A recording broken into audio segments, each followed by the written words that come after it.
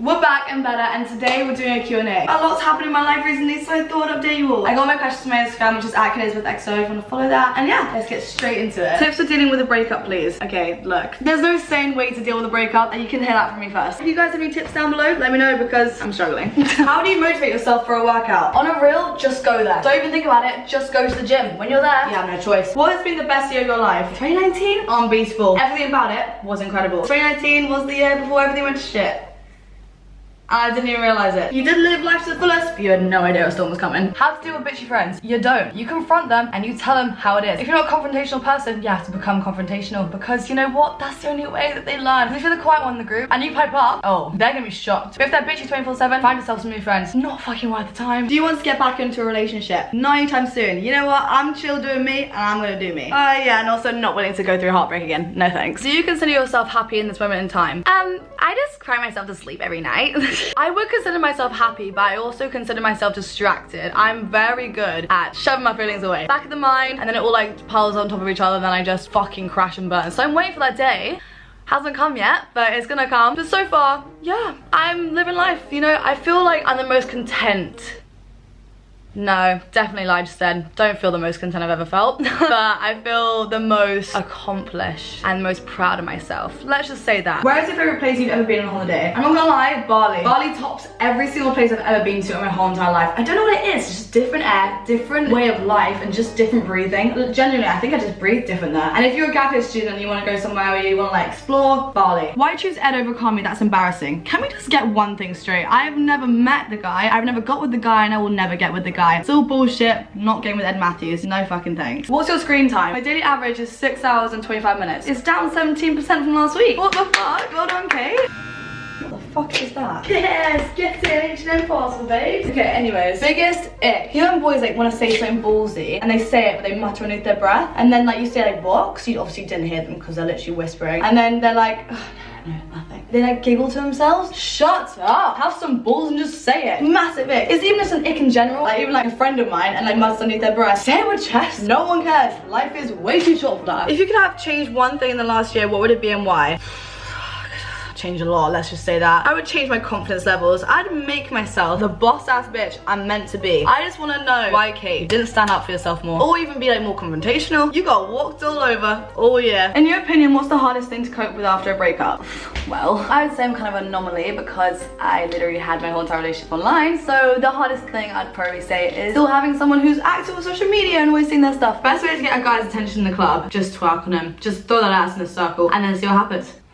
That's what I can say. You strike me as the kind who would only date someone else famous. No hate. I'm gonna answer this honestly and properly. I'm open to dating anyone. Genuinely anyone. If I have a connection with someone, let it burn. But at the same time, it's weird. I don't want to sit here and be like big headed and be like, oh my god, like you don't know their intentions. But like you seriously don't know anyone's intentions nowadays. They could literally just be getting with you because you have a platform or you have a following. So that's kind of something like I'm wary of, but I'm not like big headed about it. I'm not like closed off to it. I'm quite an analytical person. So once I've met someone, I know their vibe straight away. I know their intentions. I know what they want. I know what their end game is. Worst thing about living on your own, I got no one to have breakfast with. What have you learned after your recent breakup? I've learned a lot about myself and also independence. I've learned a lot of independence because obviously when you're in a relationship you learn that other person the whole time, like you kind of just become like codependent, but now independence is key, and 2022 gonna be my bitch, trust me. Someone said, have you ever looked into what your attachment style is in relationships? If so, which is it? I did psychology A level, I know what I'm talking about obviously. Let's do a fucking quiz. There's 4 types: dismissive avoidant, fearful avoidant, anxious, preoccupied, and secure. First of all, if any of you guys do psychology, comment down below which one you think I am, but I'm gonna do the quiz now.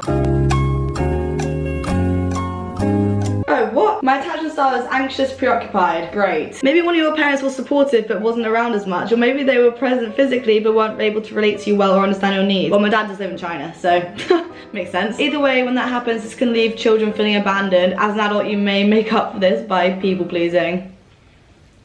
But you got me there. This is so comfy, what the fuck? Most dangerous situation you've ever been in? Oh, do I have a story for you? Dumb bitch itis over here. Me, written all over my face. A million years ago in Bali, I went to this beach club called Finn's Beach Club, and it's just like well known, you know, all the tourists go there basically. We were in the pool and we got chatting to this guy and he was like, oh, I have a secret to tell. We were like, what? No, he was like, oh, do the record label like OVO? And we were like, OVO? He was like, rings a bell. We were like, oh yeah, Drake's record label. He was like, yeah, I'm signed to it. And we were like, wow, oh my god. And then he was like, I didn't want to like say anything, but like, I'm also like headlining for him next year. We were like, what? You're headlining? He was like, yeah, I'm gonna be the support act for his next tour.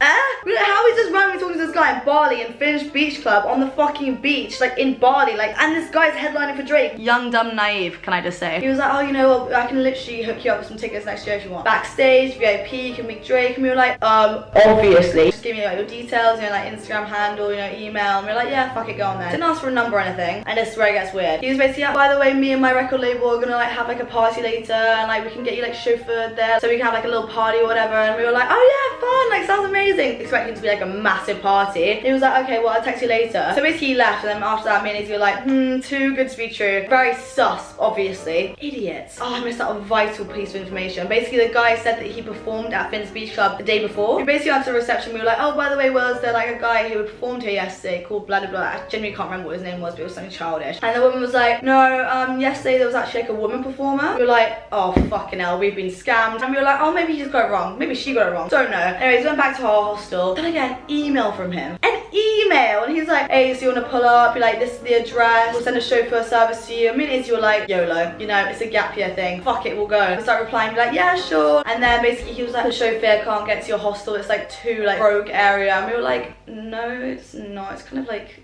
in the center. Cars can get down to where we were staying. It's weird. Me and Izzy were like, let's ask more questions. Oh, okay, so like, who's gonna be there? He was just like, oh yeah, like me, my manager, and my manager's friend.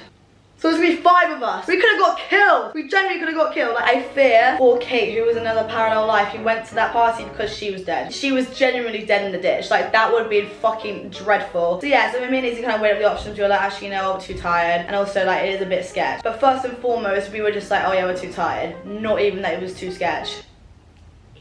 Please, we need to know what happened with you and Calms. Okay, look, I get it. You guys are probably gagging for an explanation, like why we broke up and stuff like that. But me and him have actually mutually agreed to keep it offline, not talk about it, no more digs, no more indirects. I'm not doing this for a clout thing, like to be like, oh my god, I'm not gonna tell you. It's not like that, but it generally is just such a sensitive topic. I don't want to like slag him off online. I want him to slag me off online. Obviously, there's a part of me where I'm like, I do owe it to you guys because you guys have been here throughout the whole of our relationship. We were literally like a massive online relationship. But at the same time, we just want to chat shit online. When you're not happy anymore, you're not happy anymore, and you have to do what's best for yourself. That's all I'm gonna say. Can we respect the drip right now? H&M popping off me. I feel like a trap star now. Plans on moving / traveling. My lease runs out beginning of February. That's very, very, very soon. I'm trying to get it extended at the moment, but no one's really answering, so that's good. Traveling wise, fuck me, get me the fuck out of this country. COVID seems to be flaring up again, and I'm done. I'm done. What does your ideal future look like? Hey! No, I'm joking. My ideal future looks like this and this. Thank you. What's your favorite shot? I had this debate the other day with someone, and we had an argument. And you know what the debate was about? It was about whether tequila was a good shot, and I think not. Oh, I couldn't do that shit if I'm blackout drunk, and if I'm not blackout drunk, I won't throw up though. But gagging is still just a disgusting action the body does. So yeah, not really about tequila. There's also another shot where it's like sambuca. Sambuca's like, first of all, cough syrup. Second of all, does it make anyone else's mouth numb?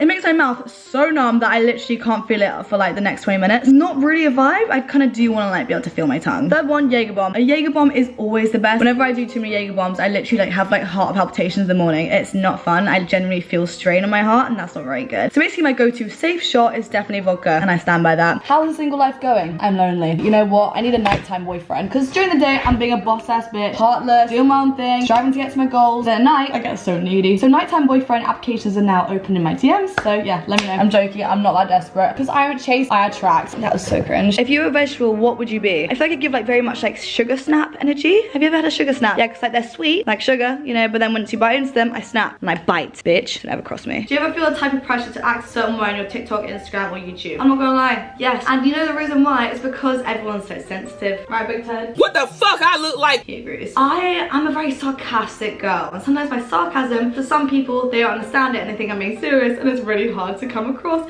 as sarcastic on social media, especially TikTok. Oh my god, TikTok, I'm being sarcastic the whole time, and everyone's like, you can't say that. Are you being serious? It's like, calm down. Life is literally a simulation. This motherfucker cost me £250. £250. Ah, he should literally pay rent, right? Look, oh, he's my nighttime boyfriend. Look at that. He just lent his head on my shoulder. That is so cute. I need a fucking boyfriend to have you, babes. Anyways, let's go. Hope you loved it. Kisses. Bye.